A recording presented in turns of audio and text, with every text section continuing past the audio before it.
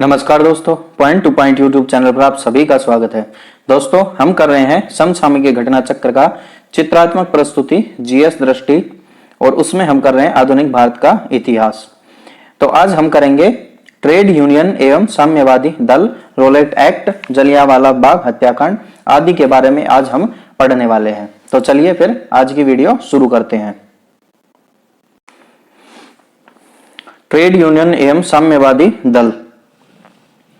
Trade union एवं साम्यवादी दल। मद्रास मजदूर संघ। मद्रास मजदूर संघ के संस्थापक कौन थे? वीपी वाडिया। मद्रास मजदूर संघ के संस्थापक वीपी वाडिया थे। स्थापना कब हुई? 1918 ईस्वी में। मद्रास मजदूर संघ की स्थापना 1918 ईस्वी में वीपी वाडिया ने की थी। आधुनिक मजदूर संघ संगठन। तो भारत का प्रथम आधुनिक मजदूर संघ संगठन था कौन सा? मद्रास मजदूर संघ। आधुनिक मजदूर संघ संगठन था भारत का प्रथम। चलिए, Ahmedabad textile labour association. Ahmedabad textile labour association स्थापना 1918 में। इसकी स्थापना भी 1918 में। स्थापना किसने की? गांधी ने की। अहमदाबाद टेक्सटाइल लेबर एसोसिएशन की स्थापना गांधी ने की 1918 में। फिर देखते हैं trade Union Congress. Trade Union Congress, अन्य नाम Akhil Bharatiya trade Union Congress. Trade Union Congress का अन्य नाम क्या था? Akhil Bharatiya trade Union Congress. स्थापना का कारण 1919 में अंतरराष्ट्रीय श्रम संगठन की स्थापना। इसके स्थापना का कारण क्या था कि 1919 में अंतरराष्ट्रीय श्रम संगठन की स्थापना हो गई थी, इसलिए ट्रेड यूनियन कांग्रेस या अखिल भारतीय ट्रेड यूनियन कांग्रेस की स्थापना हुई। कब? 1919 में।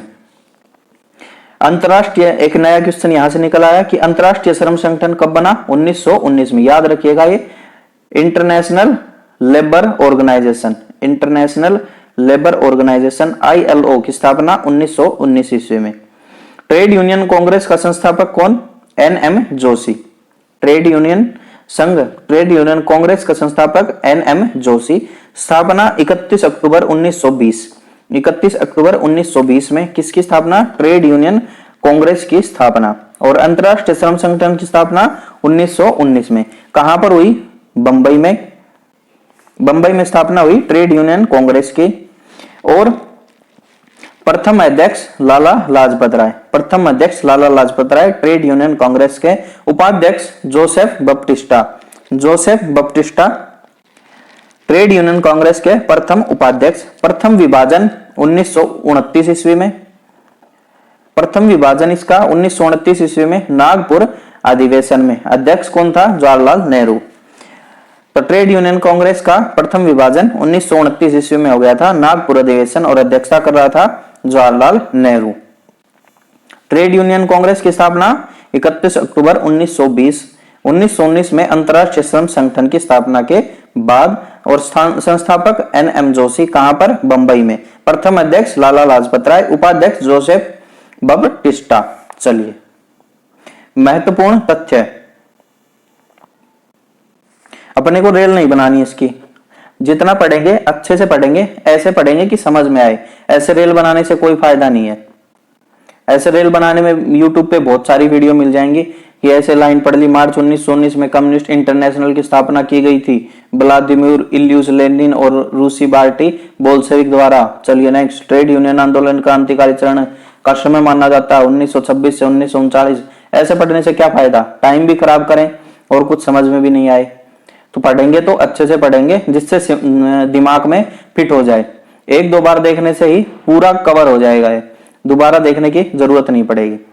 चलिए, महत्वपूर्ण तथ्य। मार्च 1919 में कम्युनिस्ट इंटरनेशनल की स्थापना की गई थी। तो मार्च 1919 में कम्युनिस्ट इंटरनेशनल की स्थापना किसने की थी? व्लादिमीर इल्लिच लेनिन और रूसी पार्टी बोल्शेविक द्वारा। तो कम्युनिस्ट इंटरनेशनल की स्थापना 1919 में किसने? व्लादिमीर इल्लिच लेनिन और रूसी पार्टी बोल्शेविक। बोल्शेविक क्या था? रूसी पार्टी थी। ट्रेड यूनियन आंदोलन के क्रांतिकारी चरण का समय माना जाता है। जो ट्रेड यूनियन आंदोलन के क्रांतिकारी चरण कौन सा था, जो अपने चरम पर थी ट्रेड यूनियन आंदोलन, वो कौन सा था? 1926 से 1939। ट्रेड यूनियन आंदोलन का क्रांतिकारी चरण समय 1926 से 1939 तक। कम्युनिस्ट इंटरनेशनल के सदस्य बनने वाले पहले भारतीय थे? कौन? एम.एन. रॉय। कम्युनिस्ट इंटरनेशनल के सदस्य बनने वाले पहले भारतीय एम.एन. रॉय थे। कम्युनिस्ट इंटरनेशनल की स्थापना 1919 में हुई थी। किसने की? व्लादिमीर इलिच लेनिन और रूसी पार्टी बोल्शेविक ने। कम्युनिस्ट इंटरनेशनल के सदस्य बनने वाले प्रथम भारतीय कौन थे? एम.एन. रॉय। वर्ष 1940 में रेडिकल डेमोक्रेटिक दल की स्थापना किसने की? एम.एन. रॉय ने। 1940 में रेडिकल डेमोक्रेटिक दल की स्थापना एम.एन. रॉय ने 1940 में।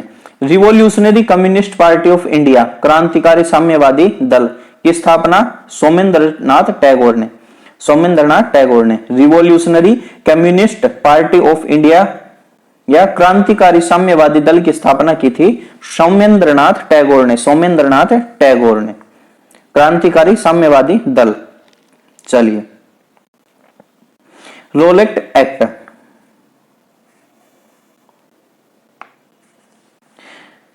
भारत में बढ़ रही क्रांतिकारी गतिविधियों को कुचलने के लिए सरकार ने 1917 में न्यायाधीश सिडनी रोलेट की अध्यक्षता में एक समिति गठित की थी, उसे कहते हैं roulette act.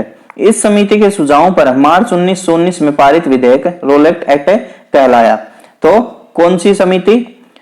Sydney roulette act की अध्यक्षता में 1917 में एक समिति बनाई गई थी, जिसकी समिति के सुझावों पर मार्च 1919 में पारित विधेयक को रोलेट एक्ट कहा गया।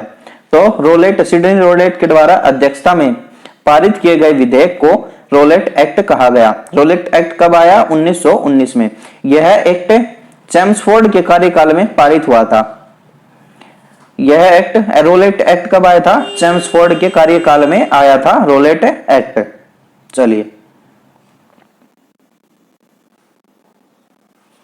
इस एक्ट द्वारा अंग्रेजी सरकार जिसको चाहे जब चाहे बिना मुकदमा चलाए जेल में रख सकती थी।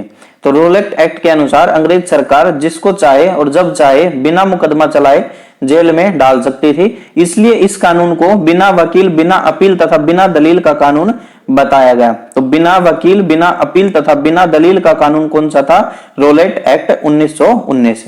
अखिल भारतीय राजनीति में गांधी का पहला साहसिक कदम रोलेट एक्ट के विरुद्ध 1919 में प्रारंभ किया गया सत्याग्रह था। तो गांधी का पहला साहसिक कदम कौन सा माना जाता है? रोलेट एक्ट के विरुद्ध 1919 में सत्याग्रह प्रारंभ करना। चलिए, गांधी ने रोलेट सत्याग्रह के लिए 3 राजनीतिक मंचों का उपयोग किया था। कौन कौन से थे?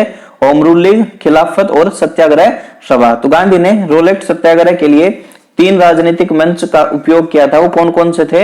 होम रूल लीग का, खिलाफत का और सत्याग्रह सभा का। चलिए, जलियांवाला बाग हत्याकांड। पृष्ठभूमि, तिथि 13 अप्रैल 1919 बैसाखी का दिन। तो जलियांवाला हत्याकांड के दिन कौन सा दिन था? बैसाखी का दिन था। 13 अप्रैल 1919 का दिन था। स्थान अमृतसर का जलियांवाला बाग। सार्वजनिक सभा का आयोजन। इस सार्वजनिक सभा का आयोजन क्यों किया गया था? क्योंकि डॉक्टर सैफुद्दीन किचलू तथा डॉक्टर सत्यपाल की गिरफ्तारी तथा ब्रिटिश दमन का विरोध करने के लिए। तो सैफुद्दीन किचलू तथा डॉक्टर सत्यपाल को रोलेट एक्ट के अंडर इनको गिरफ्तार कर लिया गया था बिना वजह, क्योंकि ये कानून ही ऐसा था कि बिना कोई वजह के ही किसी को भी गिरफ्तार किया जा सकता था। तो डॉक्टर सैफुद्दीन किचलू और डॉक्टर सत्यपाल को गिरफ्तार कर लिया गया था, इसलिए इस सार्वजनिक सभा का आयोजन किया गया था ब्रिटिशों का विरोध करने के लिए। यह शांतिपूर्ण सभा थी, कोई दंगा नहीं था इसमें। उसके बाद General Reginald Edward Harry Dyer, ये पूरा नाम याद रखना, पूरा नाम, कभी डायर याद रख लो। डायर नाम से 2-3 है और ऐसा कंफ्यूज करेगा पेपर में, बैठे मुंह देखते रह जाओगे। तो नाम याद रख लियो पूरा, General Reginald Edward Harry Dyer. General Reginald Edward Harry Dyer. भीड़ पर गोलियां चलाने का आदेश दिया। तो जलियांवाला हत्याकांड का जो प्रमुख जिसने आदेश दिया था वो कौन था? General Reginald Edward Harry Dyer. इसने भीड़ पर गोलियां चलाने का आदेश दिया था। चलिए, हंटर कमीशन, हंटर कमीशन हत्याकांड की जांच हेतु ब्रिटिश सरकार द्वारा गठित कमीशन। जो जलियांवाला बाग हत्याकांड हुआ था उसकी जांच के लिए ब्रिटिश सरकार द्वारा गठित कमीशन कौन सा था? हंटर कमीशन था। हंटर कमीशन वर्ष 1920 में रिपोर्ट प्रस्तुत की और इसका निष्कर्ष क्या था? दुर्घटना के लिए सरकार दोषी नहीं है। यह अंग्रेजों का बनाया हुआ था तो अंग्रेजों के समर्थन में ही रिपोर्ट देगा। तो इसने कहा कि दुर्घटना के लिए सरकार का कोई दोष नहीं है। जो भी डायर ने किया वह बहुत ही अच्छा काम किया था और डायर का कार्य केवल निर्णय लेने की भूल थी। ये इस हंटर कमीशन का निष्कर्ष था कि दुर्घटना के लिए सरकार दोषी नहीं है और डायर का कार्य केवल निर्णय लेने की भूल थी। बस इतना ही गलती थी डायर की। चलिए नेक्स्ट देखते हैं। हंटर कमीशन में 3 भारतीय सदस्य भी थे। हंटर कमीशन में 3 भारतीय सदस्य भी थे। कौन कौन थे? C.H. चित्तलवाड़, पंडित जगत नारायण और सुल्तान अहमद खां। ये हंटर कमीशन में 3 भारतीय सदस्य थे। C.H. चित्तलवाड़, पंडित जगत नारायण और सुल्तान अहमद खान।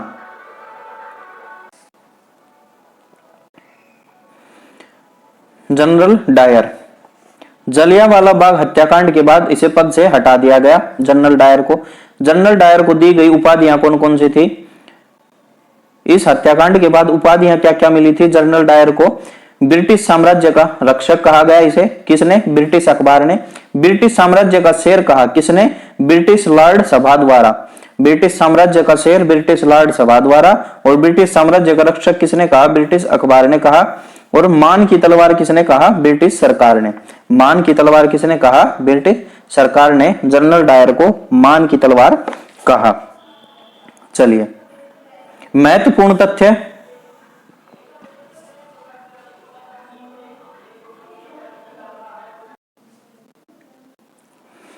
महत्वपूर्ण तथ्य सितंबर 1920 में कलकत्ता में कांग्रेस अधिवेशन के प्रमुख मुद्दे थे जलियांवाला बाग हत्याकांड और खिलाफत आंदोलन। तो सितंबर 1920 में कलकत्ता में जो कांग्रेस का अधिवेशन हुआ था उसके प्रमुख मुद्दे क्या थे? जलियांवाला बाग हत्याकांड और खिलाफत आंदोलन।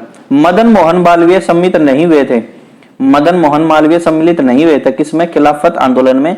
यह मुस्लिमों का आंदोलन था। मदन मोहन मालवीय सम्मिलित नहीं हुए थे खिलाफत आंदोलन में, नहीं हुए थे सम्मिलित। अखिल भारतीय खिलाफत कमेटी का गठन सितंबर 1919 ईस्वी में। अखिल भारतीय खिलाफत कमेटी का गठन सितंबर 1919 ईस्वी में। चलिए हाजी उल मुल्क की पदवी का त्याग किया था हकीम अजमल खान ने। हकीम उल मुल्क की पदवी का त्याग किया हकीम अजमल खान ने। खिलाफत आंदोलन को देश की स्वतंत्रता के आंदोलन से जोड़ने के विरोधी थे मोहम्मद अली जिन्ना। ये कभी देश के पक्ष में था ही नहीं, ये हमेशा देश विरोधी था। खिलाफत आंदोलन को देश की स्वतंत्रता के आंदोलन से जोड़ने का विरोधी था मोहम्मद अली जिन्ना। गांधी को राजनीति में धर्म को न लाने की सलाह दी थी किसने? मोहम्मद अली जिन्ना ने। गांधी को राजनीति में धर्म न लाने की सलाह दी मोहम्मद अली जिन्ना ने। जलियांवाला बाग हत्याकांड के विरोध में ब्रिटिश सरकार द्वारा प्रदान की गई नाइटहुड की उपाधि किसने वापस की थी? रविंद्रनाथ टैगोर ने। तो अगर पूछे कि नाइटहुड की उपाधि किसने त्याग कर दी थी? रविंद्रनाथ टैगोर ने। किसके लिए? जलियांवाला हत्याकांड के विरोध में। चलिए सी शंकरन नायर ने वायसराय की कार्यकारिणी से इस्तीफा दिया जलियांवाला बाग हत्याकांड के विरोध में। अगर पूछे कि जलियांवाला हत्याकांड के विरोध में वायसराय की कार्यकारिणी से इस्तीफा किसने दिया था? तो वो दिया था सी शंकरन नायर ने। सी शंकरन नायर ने जलियांवाला हत्याकांड के विरोध में वायसराय की कार्यकारिणी से इस्तीफा दे दिया था। जलियांवाला बाग हत्याकांड के समय पंजाब का लेफ्टिनेंट गवर्नर रहा माइकल ओ डायर की मार्च 1940 में लंदन में हत्या की। तो जिसने गोलियां चलवाई थी कौन? जनरल डायर, जिसने गोलियां चलवाई थी। क्या नाम था उसका पूरा? सोचो मन मन में। General Reginald Edward Harry Dyer. General Reginald Edward Harry Dyer ये था उस समय। लंदन में हत्या की पंजाब के क्रांतिकारी नेता उधम सिंह ने। इसको लंदन में जाके ठोक के आया कौन? एक महान क्रांतिकारी नेता उधम सिंह। चलिए सॉरी दोस्तों, ये मैंने गलत पढ़ दिया। ये जलियांवाला हत्याकांड केस में पंजाब का लेफ्टिनेंट गवर्नर था कौन? ओ डायर, जिसकी नेता उधम सिंह ने 1940 में लंदन में हत्या की थी। और गोलियां किसने चलवाई थी? जनरल रेगिनल्ड एडवर्ड हैरी डायर ने चलवाई थी गोलियां। ये ध्यान रखिएगा, मैंने गलती से इसको ये समझ लिया था जनरल समझ लिया था इसको, ओडायर को, माइकल ओडायर को। ये पंजाब का लेफ्टिनेंट गवर्नर था जब जलियांवाला हत्याकांड हुआ था तब। और गोलियां किसने चलवाई थी? जनरल रेगिनल्ड एडवर्ड हैरी डायर ने गोलियां चलवाई थी। तो माइकल ओडायर को ठोक के आए थे कौन? पंजाब के क्रांतिकारी नेता उधम सिंह, लगभग 21 साल के बाद लंदन में ठोक के आए। चलिए, 1919 में जघन्य जलियांवाला बाग हत्याकांड के समय भारत का वायसराय चेम्सफोर्ड था। तो 1919 में जलियांवाला बाग हत्याकांड के समय वायसराय कौन था? चेम्सफोर्ड था वायसराय। चलिए नेक्स्ट देखते हैं। अब देखते हैं खिलाफत आंदोलन।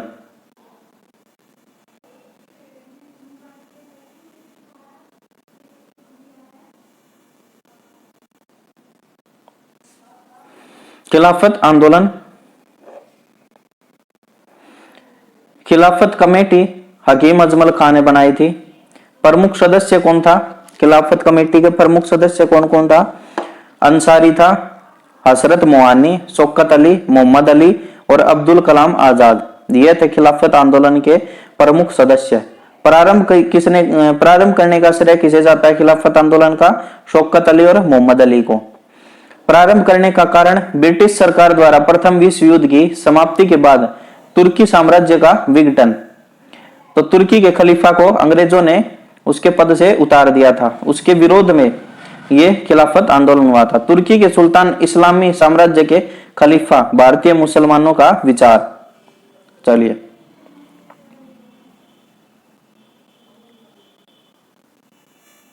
गतिविधि भारतीय मुसलमानों द्वारा तुर्की के ओटमन साम्राज्य की रक्षा और खलीफा को बनाए रखने हेतु आंदोलन प्रारंभ। कब?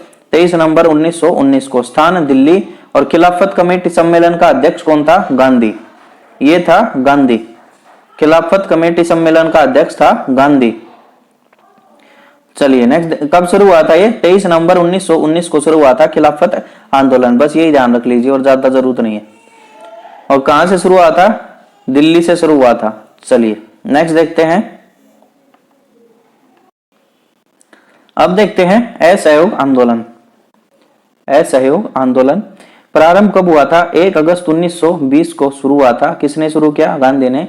कांग्रेस अधिवेशन विशेष और वार्षिक, इसके लिए विशेष कांग्रेस अधिवेशन हुआ था कलकत्ता में सितंबर 1920 में। असहयोग प्रस्ताव रखा गया। प्रस्तावक गांधी और विरोध किसने किया? CR दास ने। तो कांग्रेस अधिवेशन विशेष अधिवेशन कलकत्ता 1920 सितंबर 1920 में असहयोग प्रस्ताव रखा गया। प्रस्ताव किसने रखा था? गांधी ने। और विरोध किया था CR दास ने। CR दास ने विरोध किया था असहयोग आंदोलन का। और वार्षिक अधिवेशन नागपुर में हुआ था दिसंबर 1920 में। असहयोग प्रस्ताव CR दास प्रस्तावक। जब 19 सितंबर 1920 में यह प्रस्ताव रखा गया था असहयोग प्रस्ताव, तो CR दास ने विरोध किया था। लेकिन जब वार्षिक अधिवेशन हुआ कांग्रेस का दिसंबर 1920 में, तो असहयोग प्रस्ताव किसने रखा था? CR दास ने। इसने भी इसका समर्थन किया था। चलिए,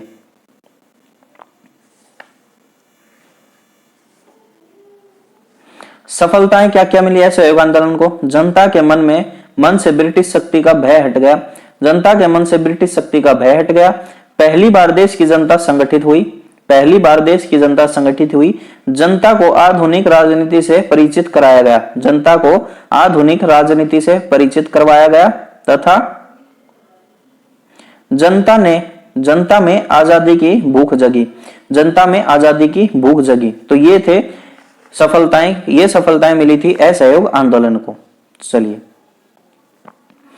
चोरा चोरी कांड 4 फरवरी 1922 गोरखपुर जिले में चोरी चोरा नामक स्थान पर क्रुद्ध भीड़ ने थाने में आग लगा दी। 4 फरवरी 1922 गोरखपुर जिले में चोरी चोरा नामक स्थान पर क्रोधित भीड़ ने थाने में आग लगा दी, जिसमें कई सिपाहियों की मृत्यु हो गई थी। इसी वजह से 12 फरवरी 1922 को गांधी ने आंदोलन को स्थगित कर दिया। तो असहयोग आंदोलन कब बंद हुआ? 12 फरवरी 1922 को। इसका कारण क्या था? चोरी चोरा घटना। चोरी चोरा घटना इसका कारण था। चलिए, उपाधियों का त्याग। तो उपाधियों का त्याग, केसर ए हिंद की उपाधि गांधी ने त्यागी और राय बहादुर की उपाधि जमनालाल बजाज ने। ये ध्यान रखिएगा, दोबारा आ गया है क्वेश्चन। उपाधियों का त्याग केसर ए हिंद की गांधी ने त्यागी और राय बहादुर की उपाधि जमनालाल बजाज ने त्यागी थी। महत्वपूर्ण तथ्य देख लेते हैं। डॉक्टर मुंजे द्वारा गांधी के खिलाफ निंदा प्रस्ताव। तो डॉक्टर मुंजे के द्वारा गांधी के खिलाफ निंदा प्रस्ताव लाया गया। रविंद्रनाथ टैगोर का कथन, विदेशी वस्त्रों को जलाना अविवेकी या निष्ठुर बर्बादी है। रविंद्रनाथ टैगोर ने कहा था कि विदेशी वस्त्रों को जलाना बहुत ही मूर्खतापूर्ण कार्य है तथा यह निष्ठुर बर्बादी है। 1921 में काशी विद्यापीठ की स्थापना बनारस में। 1921 में काशी विद्यापीठ की स्थापना बनारस में। काशी विद्यापीठ की स्थापना बनारस में कब हुई? 1921 में। 1920 गुजरात विद्यापीठ की स्थापना अहमदाबाद में। गुजरात विद्यापीठ की स्थापना 1920 में कहां? अहमदाबाद में। और 1920 में जामिया मिलिया इस्लामिया की स्थापना अलीगढ़ में। बाद में यह दिल्ली स्थानांतरित हुआ। जब शुरू में इसकी स्थापना हुई जामिया मिलिया इस्लामिया की, तो अलीगढ़ में हुई थी। बाद में यह दिल्ली स्थानांतरित हुआ और 1916 में बनारस हिंदू विश्वविद्यालय की स्थापना हुई। 1916 में बनारस हिंदू विश्वविद्यालय की स्थापना हुई। चलिए, स्वराज पार्टी। स्वराज पार्टी की स्थापना 1923 में। गदर पार्टी की स्थापना 1913 में लाला हरदयाल ने की थी। कहां? सैन फ्रांसिस्को में। स्वराज पार्टी 1923 स्थापना जनवरी 1923 में। स्वराज पार्टी की स्थापना। संस्थापक कौन थे? CR दास अध्यक्ष थे और मोतीलाल नेहरू महासचिव थे। तो स्वराज पार्टी के संस्थापक कौन कौन थे? CR दास और मोतीलाल नेहरू।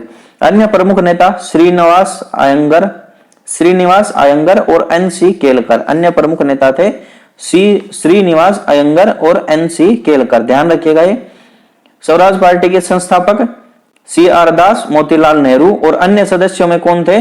श्रीनिवास अयंगर, NC केलकर। चलिए, मुख्य उद्देश्य क्या था इसका? मुख्य उद्देश्य क्या था स्वराज पार्टी का? चुनावों के माध्यम से काउंसिलों में प्रवेश कर तथा उन्हें काम न करने देकर वर्ष 1919 के भारत शासन अधिनियम का उच्छेदन करना। इसका मुख्य उद्देश्य क्या था? चुनावों के माध्यम से काउंसिलों में प्रवेश करके तथा उन्हें काम न करने देकर वर्ष 1919 के भारत शासन अधिनियम का उच्छेदन करना स्वराज पार्टी का मुख्य उद्देश्य था। चलिए, महत्वपूर्ण उपलब्धियां क्या थी स्वराज पार्टी की? वर्ष 1925 में विट्ठल भाई पटेल सेंट्रल लेजिस्लेटिव असेंबली के अध्यक्ष चुने गए। तो वर्ष 1925 में विट्ठल भाई पटेल सेंट्रल लेजिस्लेटिव असेंबली के अध्यक्ष चुने गए। ध्यान रखिएगा, ये 1925 में विट्ठल भाई पटेल सेंट्रल लेजिस्लेटिव असेंबली के अध्यक्ष चुने गए। चलिए, चित्तरंजन दास और मोतीलाल नेहरू, इनके बारे में थोड़ा जान लेते हैं। चित्तरंजन दास, जो CR दास हम बोलते हैं, चित्तरंजन दास उपाधि देश बंधु की उपाधि। तो अगर क्वेश्चन आए कि देश बंधु किसे कहते थे, तो CR दास या चित्तरंजन दास को देश बंधु कहते थे। इंग्लैंड से वकालत की पढ़ाई की थी चित्तरंजन दास ने। वकील के रूप में सबसे बड़ी सफलता अलीपुर बम कांड केस में अरविंद घोष का बचाव। तो वकील के रूप में चित्तरंजन दास की सबसे बड़ी सफलता क्या थी? अलीपुर बम कांड केस में अरविंद घोष का बचाव किया था। चलिए, मोतीलाल नेहरू 16 दिसंबर 1922 इंडिपेंडेंट पार्टी की स्थापना की। तो मोतीलाल नेहरू ने 16 दिसंबर 1922 को इंडिपेंडेंट पार्टी की स्थापना की। किसके साथ? मदन मोहन मालवीय के साथ। 16 दिसंबर 1922 इंडिपेंडेंट पार्टी मदन मोहन मालवीय के साथ मिलकर। चलिए,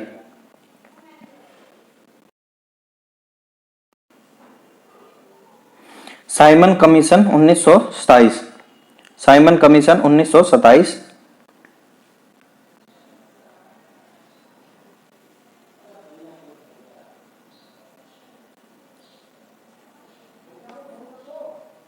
इसके गठन का प्रावधान क्या था? प्रावधान देखते हैं। 1919 में मॉन्टेग्यू चेम्सफोर्ड सुधार में, गठन का प्रावधान 1919 के मॉन्टेग्यू चेम्सफोर्ड में सुधार करना था। 10 वर्ष तक इसकी समीक्षा हेतु एक संवैधानिक आयोग के रूप में।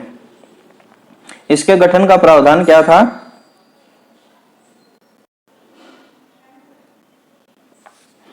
Simon commission 1927। गठन का प्रावधान क्या था? 1919 के मॉन्टेग्यू चेम्सफोर्ड सुधार में 10 वर्ष तक इसकी समीक्षा हेतु एवं संवैधानिक आयोग के रूप में। तो ये जो 1919 का मॉन्टेग्यू चेम्सफोर्ड सुधार था, उसकी 10 वर्ष की समीक्षा के लिए आया था कौन? साइमन कमीशन, और इसे संवैधानिक आयोग बनाने के लिए। चलिए, नियुक्ति नवंबर 1927 में यह बना था। साइमन कमीशन 27 में बना था। नवंबर 1927 में इसकी स्थापना हुई थी ब्रिटिश प्रधानमंत्री स्टैनली बाल्डविन के द्वारा। तो उस समय प्रधानमंत्री कौन था? साइमन कमीशन के बनने के समय प्रधानमंत्री स्टैनली बाल्डविन था। और भारतीय सांविधिक आयोग या साइमन कमीशन किसकी? भारतीय सांविधिक आयोग या साइमन कमीशन के रूप में स्थापना हुई थी। चलिए, संरचना। अध्यक्ष जॉन साइमन था। अध्यक्ष सहित कुल सदस्य कितने थे साइमन कमीशन में? 7 कुल सदस्य थे। सभी सदस्य अंग्रेज थे और क्लीमेंट एटली भी इसका एक सदस्य था। क्लीमेंट एटली भी इसका एक सदस्य था। सभी अंग्रेज सदस्य थे और अध्यक्ष सहित कुल 7 सदस्य थे। अध्यक्ष कौन था? जॉन साइमन इसका अध्यक्ष था। इसका विरोध क्यों हुआ? साइमन कमीशन का विरोध क्यों हुआ? तो इसका विरोध होने के कारण थे 3 फरवरी साइमन कमीशन का बंबई आगमन हुआ। 1928 देशव्यापी हड़ताल का आयोजन। नारा साइमन कमीशन वापस जाओ। तो विरोध में क्या क्या हुआ था? सभी सदस्य गैर भारतीय श्वेत कमीशन, इसे श्वेत कमीशन भी कहा गया। किसको? साइमन कमीशन को श्वेत कमीशन भी कहा गया, क्योंकि इसमें सभी अंग्रेज सदस्य थे। इसमें सभी अंग्रेज सदस्य थे, एक भी भारतीय नहीं था। कांग्रेस द्वारा मद्रास अधिवेशन दिसंबर 1927 में साइमन कमीशन का विरोध करने का निर्णय लिया। तो कांग्रेस ने मद्रास अधिवेशन दिसंबर 1927 में साइमन कमीशन का विरोध करने का निर्णय लिया। 3 फरवरी 1928 साइमन कमीशन का बंबई आगमन हुआ और देशव्यापी हड़ताल का आयोजन। तो 3 फरवरी 1928 को साइमन कमीशन भारत आया था। कहां पर पहुंचा था? ये बंबई पहुंचा था 3 फरवरी 1928 को, और पूरे देश में हड़तालों का आयोजन किया गया था। नारा क्या था? साइमन कमीशन वापस जाओ, साइमन कमीशन गो बैक, ये था नारा। और इसके बाद लाला लाजपत राय। साइमन कमीशन के विरोध में जुलूस का नेतृत्व किसने किया था? लाला लाजपत राय ने। साइमन कमीशन के विरोध में लाहौर में जुलूस का नेतृत्व किया लाला लाजपत राय ने। पुलिस के लाठीचार्ज में गंभीर रूप से घायल तथा अंततः इनकी मृत्यु हो गई। पंजाब के प्रमुख राजनीतिक नेता थे कौन? लाला लाजपत राय। और उपाधि इनको पंजाब केसरी की उपाधि दी गई थी। किसको? लाला लाजपत राय को। साइमन कमीशन का विरोध किया था कहां? लाहौर में। और यहां पर ही साइमन कमीशन का विरोध करते हुए ही पुलिस की लाठी लगने से इनकी ये घायल हो गए थे और कुछ समय बाद इनकी मृत्यु हो गई थी। पंजाब के प्रमुख राजनीतिक नेता थे कौन? लाला लाजपत राय। चलिए, अब देखते हैं Nehru report. Nehru report Simon commission के प्रत्युत्तर में तैयार। तो साइमन कमीशन के विरोध में तैयार की गई थी नेहरू रिपोर्ट। सर्वदलीय समिति, अध्यक्ष मोतीलाल नेहरू, सचिव जवाहरलाल नेहरू। सर्वदलीय समिति बनाई गई, उसका अध्यक्ष मोतीलाल नेहरू था और सचिव था जवाहरलाल नेहरू। कुल 9 सदस्य थे इसमें। किसमें? सर्वदलीय समिति में 9 सदस्य थे। पूर्ण स्वतंत्रता के स्थान पर डोमिनियन स्टेट्स की मांग। तो पूर्ण स्वतंत्रता की मांग नहीं की इसने मांगा, सर्वदलीय समिति ने डोमिनियन स्टेट की मांग की थी। सांप्रदायिक आधार पर पृथक निर्वाचन। सांप्रदायिक आधार पर पृथक निर्वाचक मंडलों के स्थान पर अल्पसंख्यकों हेतु आरक्षित स्थानों के लिए संयुक्त निर्वाचन क्षेत्रों का प्रस्ताव रखा। तो सांप्रदायिक आधार पर पृथक निर्वाचन मंडलों के स्थान पर इस समिति ने अल्पसंख्यकों के हेतु आरक्षित स्थानों के लिए संयुक्त निर्वाचन क्षेत्रों का प्रस्ताव रखा। मौलिक अधिकारों का प्रावधान रखा प्रस्तावित संविधान में। तो मौलिक अधिकारों का भी प्रावधान रखा इसने इस संविधान में, मतलब कि इस रिपोर्ट में। चलिए अब देखते हैं कांग्रेस का लाहौर अधिवेशन।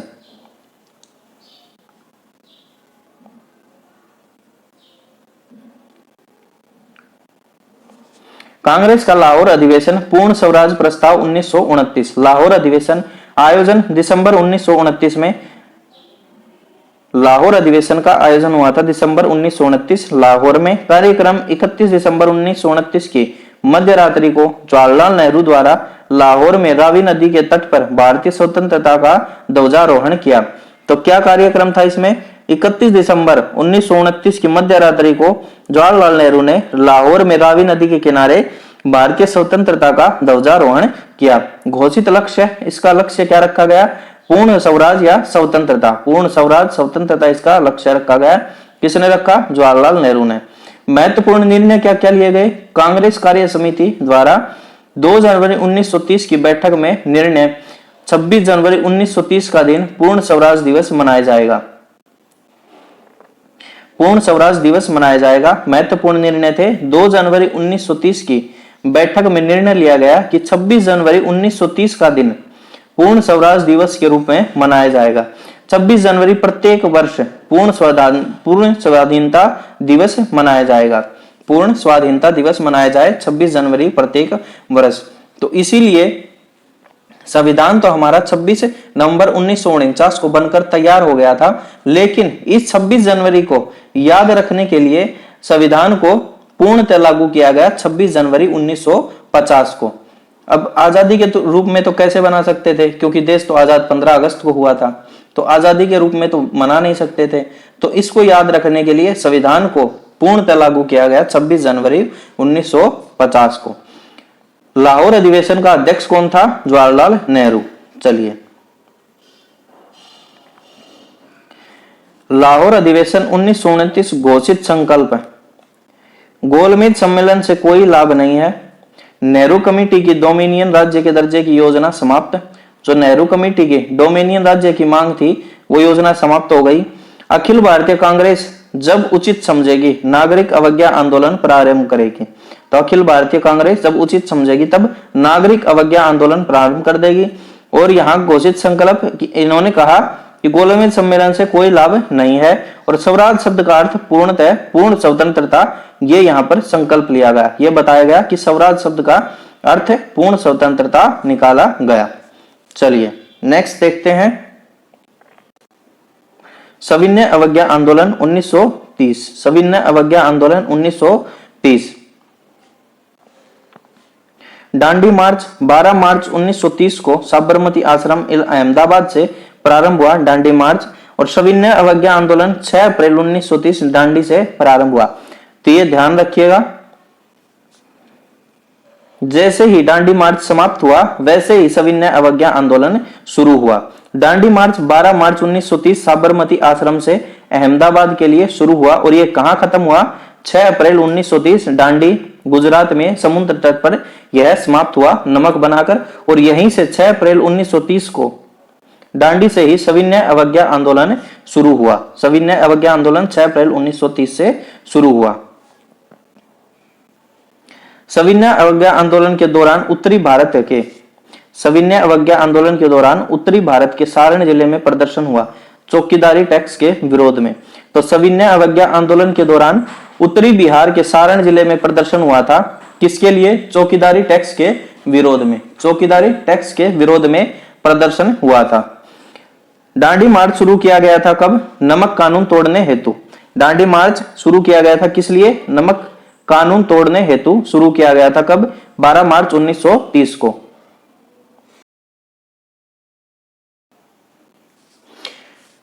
दांडी मार्च शुरू किया गया था नमक कानून तोड़ने के लिए। गांधी सितंबर 1932 अखिल भारतीय छुआछूत विरोधी लीग की स्थापना की।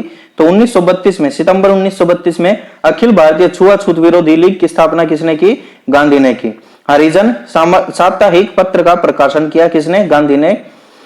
हरिजन साप्ताहिक पत्र का प्रकाशन गांधी ने। अखिल भारतीय छुआछूत विरोधी लीग की स्थापना गांधी ने सितंबर 1932 में की। चलिए घटनाक्रम देखते हैं। गांधी गिरफ्तार 5 मई 1930 को यरवदा जेल। गांधी को गिरफ्तार किया गया 5 मई 1930 को यरवदा जेल में रखा। गांधी की गिरफ्तारी के बाद अब्बास तैयब गांधी की गिरफ्तारी के बाद अब्बास तैयब ने नेता बना आंदोलन का। तो कौन से आंदोलन का नेता बना? सविनय अवज्ञा आंदोलन का नेता बना कौन? अब्बास तैयब। अब्बास तैयब की गिरफ्तारी के बाद सरोजनी नायडू द्वारा दर्शना नमक अब्बास तैयब की गिरफ्तारी के बाद सरोजनी नायडू द्वारा दर्शना नमक गोदाम पर धावे का नेतृत्व 21 मई 1930। तो दर्शना नमक गोदाम पर धावे का नेतृत्व किसने किया था? सरोजनी नायडू ने। ध्यान रखिएगा, ये सरोजनी नायडू द्वारा दर्शना नमक गोदाम पर धावे का नेतृत्व किया गया। कब? 21 मई 1930 को। 5 मई 1930 को गांधी गिरफ्तार हुआ। उसके बाद सविनय अवज्ञा आंदोलन का नेतृत्व किसने किया? अब्बास तैयब ने। और उसके बाद अब्बास तैयब की गिरफ्तारी के बाद सरोजनी नायडू द्वारा दर्शना नमक गोदाम पर धावे का नेतृत्व किया गया। 21 मई 1930 को दर्शना नमक गोदाम पर धावा किया गया था। चलिए, उत्तर पश्चिमी सीमा प्रांत। उत्तर पश्चिमी सीमा प्रांत खुदाई खिदमतगार संगठन, संस्थापक खान अब्दुल गफ्फार खान। तो उत्तरी पश्चिमी सीमा प्रांत में खुदाई खिदमतगार संगठन बनाया गया। इसकी स्थापना किसने की? खान अब्दुल गफ्फार खान ने की। मणिपुर में जिया तरंग आंदोलन नेतृत्वकर्ता गैडी नल्लू नगा जनजाति की महिला। तो मणिपुर में क्या हुआ था? जिया तरंग आंदोलन हुआ था। कब? 1930 में ही हुआ था, जब यह घटना चक्र चल रहा था, सविनय अवज्ञा आंदोलन चल रहा था। उसी समय जिया तरंग आंदोलन हुआ था। कहां पर? मणिपुर में। और इसका नेतृत्व किसने किया था? गैडी नल्लू एक नगा जनजाति की महिला थी। कौन? गैडी नल्लू नगा जनजाति की महिला थी। इसने ही जिया तरंग आंदोलन का नेतृत्व किया था। जिया तरंग आंदोलन कहां हुआ था? मणिपुर में हुआ था। चलिए, गांधी इरविन समझौता 1930। गांधी इरविन समझौता 1931। गांधी इरविन समझौता 1931। मध्यस्थ कौन था? तेज बहादुर सप्रू और M.R. जयकर। गांधी इरविन समझौता 1931 का मध्यस्थ कौन कौन थे? तेज बहादुर सप्रू तथा M.R. जयकर। वार्ता फरवरी 1931 में प्रारंभ, दिल्ली में। कब हुआ था गांधी इरविन समझौता? फरवरी 1931 में। कहां पर? दिल्ली में। समझौते की तिथि 5 मार्च 1931। समझौते की तिथि 5 मार्च 1931। सरोजनी नायडू का कथन, गांधी और इरविन दो महात्मा, ये कहा था सरोजनी नायडू ने। इन सबकी आंखों पर पट्टी बंधी हुई थी। अगर गांधी ने गांधी इरविन समझौते में अगर भगत सिंह और इन लोगों की रिहाई की मांग की होती या फांसी छुड़वाने की मांग की होती तो उनको फांसी नहीं होती, पर गांधी ने उनका जिक्र भी नहीं किया इस समझौते में। चलिए, गांधी इरविन समझौते के बिंदु क्या क्या थे? गांधी के नेतृत्व में कांग्रेस सविनय अवज्ञा आंदोलन स्थगित करने को तैयार थी। तो गांधी के नेतृत्व में कांग्रेस सविनय अवज्ञा आंदोलन को स्थगित करने को तैयार हो गई। सभी युद्ध बंदियों जिनके विरुद्ध हिंसा का आरोप नहीं था को रिहा करने का आदेश दिया। सभी युद्ध बंदी जिनको भी अंदर किया था, उन जिनके विरुद्ध हिंसा का आरोप नहीं था, उन सभी को रिहा करने का आदेश दिया जाए। विदेशी कपड़ों और शराब की दुकानों पर शांतिपूर्ण धरना देने के अधिकार। विदेशी कपड़ों और शराब की दुकानों पर शांतिपूर्ण धरना देने का अधिकार। समुद्र तटीय प्रदेशों में बिना नमक कर दिए नमक बनाने की अनुमति। समुद्र तटीय प्रदेशों में बिना नमक कर दिए नमक बनाने की अनुमति। और कांग्रेस द्वितीय गोलमेज सम्मेलन में भाग लेने के लिए तैयार। ये चीजें रखी थी गांधी ने। भगत सिंह और उसके साथियों का तो जिक्र भी नहीं किया गया था इस समझौते में। अगर इसने जिक्र किया होता, कोशिश की होती, तो उनको फांसी नहीं होती। चलिए, महत्वपूर्ण तथ्य क्या क्या थे? इरविन के जीवनीकार एलन कैंपबेल जॉनसन के अनुसार गांधी इरविन समझौते में महात्मा गांधी के लाभ थे सांत्वना पुरस्कार। तो इरविन के जीवनीकार एलन कैंपबेल जॉनसन के अनुसार गांधी इरविन समझौते में गांधी का लाभ क्या था? गांधी का क्या लाभ था? सांत्वना पुरस्कार। ये गांधी का लाभ था। वायसराय इरविन ने गांधी को जेल से रिहा किया। 26 जनवरी 1931। गांधी को जेल से रिहा कब किया गया? 26 जनवरी 1931 को। और जेल में डाला कब था? 5 मई 1930 को। वर्ष 1930 में अंग्रेजी सरकार के विरुद्ध प्रसिद्ध पेशावर कांड का महानायक वीरचंद्र सिंह गढ़वाली। तो 1930 में अंग्रेजी सरकार के विरुद्ध प्रसिद्ध पेशावर कांड, याद रखिएगा, पेशावर कांड 1930 में, इसके नेतृत्व करता या नायक कौन थे? वीरचंद्र सिंह गढ़वाली। वीरचंद्र सिंह गढ़वाली पेशावर कांड का नेतृत्व किया था 1930 में। सविनय अवज्ञा आंदोलन की असफलता के बाद गांधी ने महत्व दिया रचनात्मक कार्यक्रम को। सविनय अवज्ञा आंदोलन की असफलता के बाद गांधी ने महत्व किसको दिया? रचनात्मक कार्यक्रम को महत्व दिया। चलिए, कांग्रेस का कराची अधिवेशन 26 से 31 मार्च 1931। कांग्रेस का कराची अधिवेशन 26 से 31 मार्च 1931। उद्देश्य गांधी इरविन समझौते को मंजूरी देना।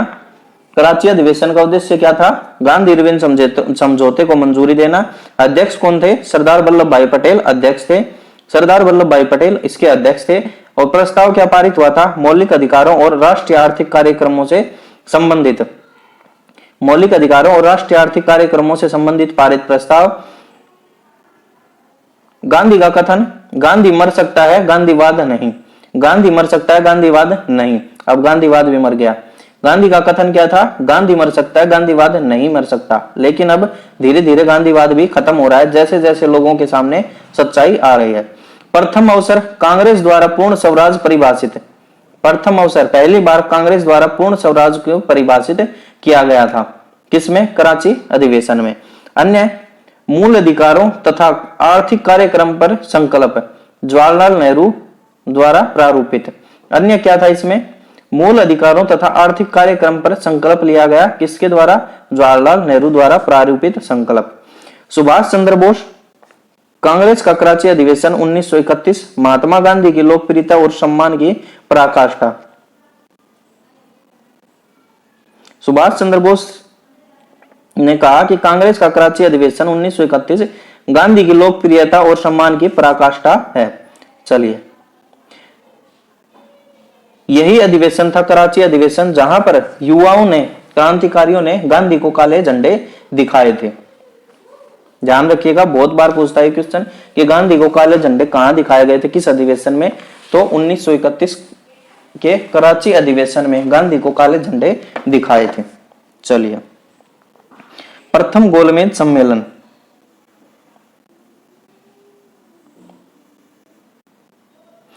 प्रथम गोलमेज सम्मेलन।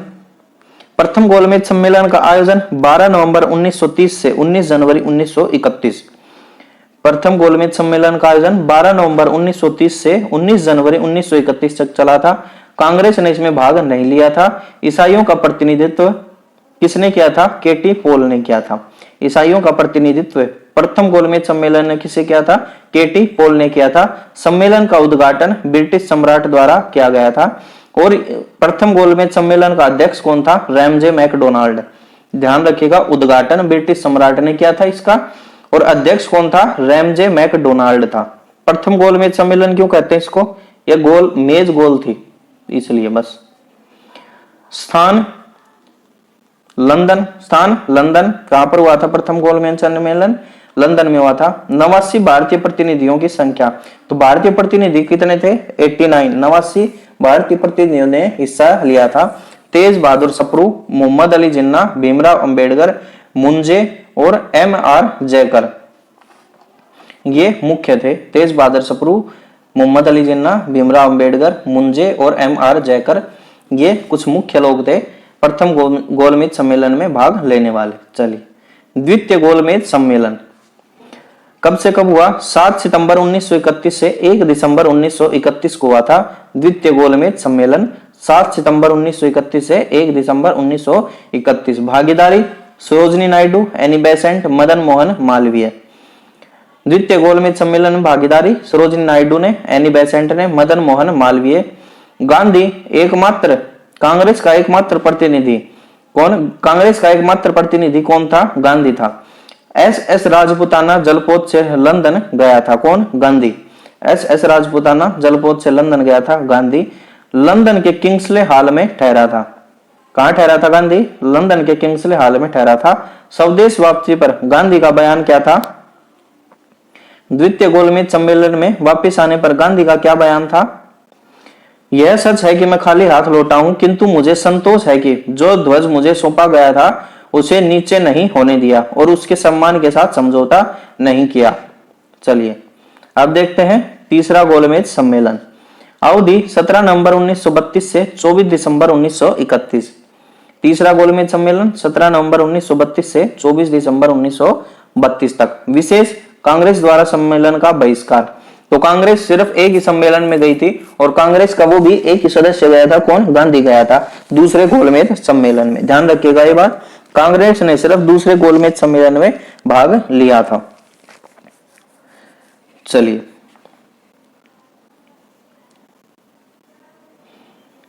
सांप्रदायिक पंचायत एवं पुनः पैक्ट। सांप्रदायिक पंचायत एवं पुनः पैक्ट परीक्षा उपयोगी दृष्टि से। चलिए देखते हैं 16 अगस्त 1932 को मैकडोनाल्ड ने अपने सांप्रदायिक अधिनिर्णय की घोषणा की, जिसे कहा गया सांप्रदायिक पंचायत कम्युनल अवार्ड। तो सांप्रदायिक पंचायत या कम्युनल अवार्ड क्या था? यह था 16 अगस्त 1932 को मैकडोनाल्ड ने अपने सांप्रदायिक अधिनिर्णय की घोषणा की थी।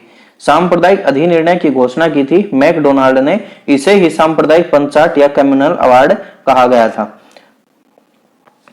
दलितों को भी अल्पसंख्यक मानकर हिंदुओं से अलग कर दिया गया, किसमें? सांप्रदायिक पंचायत के अंतर्गत। तो इन्होंने सिर्फ फूट डालो और राज करो की नीति अपनाई थी हमेशा से ही। तो दलितों को भी, ये दलित वगैरह ये शब्द इनके ही चलाए हुए हैं, ये दलितों को भी अल्पसंख्यक मानकर हिंदुओं से अलग कर दिया गया, किसके द्वारा? सांप्रदायिक पंचायत के अंतर्गत। गांधी ने अपना पहला आमरण अनशन प्रारंभ किया सांप्रदायिक निर्णय के विरुद्ध। तो गांधी का पहला आमरण अनशन प्रारंभ किया था किस लिए? सांप्रदायिक निर्णय के विरुद्ध। 24 सितंबर 1932 को अंबेडकर और गांधी के अनुयायियों के मध्य हुए समझौते को कहा जाता है पूना समझौता, यरवदा समझौता। तो 24 सितंबर 1932 को अंबेडकर जी और गांधी के बीच, गांधी के अनुयायियों के मध्य समझौता, कौन सा समझौता हुआ था? पूना समझौता या यरवदा समझौता। ध्यान रखिएगा, ये पूना समझौता, यरवदा समझौता 24 सितंबर 1932 को गांधी और अंबेडकर जी के बीच हुआ था। पूना समझौता 24 सितंबर 1932 को हस्ताक्षर किस किस के थे? दलितों की ओर से अंबेडकर के और हिंदुओं की ओर से मदन मोहन मालवीय के। तो पूना समझौते पर हस्ताक्षर 24 सितंबर 1932 को हुए थे। दलितों की ओर से डॉक्टर अंबेडकर ने हस्ताक्षर किए थे और हिंदुओं की ओर से मदन मोहन मालवीय ने हस्ताक्षर किए थे। गांधी ने पूना समझौते पर हस्ताक्षर नहीं किया था। तो गांधी ने पूना समझौते पर हस्ताक्षर नहीं किया था, यह ध्यान रखिएगा। अक्सर हम ऐसे ही पढ़ते हैं कि समझौता पूना पैक्ट या यरवदा समझौता किस किस के बीच हुआ था? गांधी और अंबेडकर जी के बीच हुआ था। तो अगर क्वेश्चन पूछ ले कि यरवदा समझौते पर हस्ताक्षर किसने किए थे, तो अंबेडकर जी ने तथा मदन मोहन मालवीय ने। गांधी ने पूना समझौते पर हस्ताक्षर नहीं किया था, ध्यान रखिएगा ये बात। चलिए तो दोस्तों आज यहीं तक रखेंगे, कल आगे का कल पढ़ेंगे। कांग्रेस सोशलिस्ट पार्टी कल पढ़ेंगे, ठीक है। तो दोस्तों अपनी तैयारी पर जोर लगा दो, फुल रात दिन एक कर दो, थोड़े दिन सोना छोड़ दो। अगर बाकी की जिंदगी सुकून से सोना है तो थोड़े दिन नींद को त्याग दो, पढ़ाई पर जोर लगा दो। एनटीपीसी के एग्जाम शुरू हो जाएंगे, आपको पता ही है 12 तारीख से, तो अपना दम लगा दो पूरा। और चैनल को भी थोड़ा सपोर्ट करो, सब्सक्राइब बढ़वाओ, थोड़े सब्सक्राइब करो, वीडियो को लाइक करो, शेयर करो, वीडियो को शेयर किया करो थोड़ा। तो चलिए कल मिलेंगे नेक्स्ट वीडियो में, तब तक के लिए स्वस्थ रहिए, मस्त रहिए और पढ़ते रहिए। अपने माता पिता और अपने गुरुजनों का सम्मान कीजिए। चलिए कल मिलेंगे नेक्स्ट वीडियो में, धन्यवाद।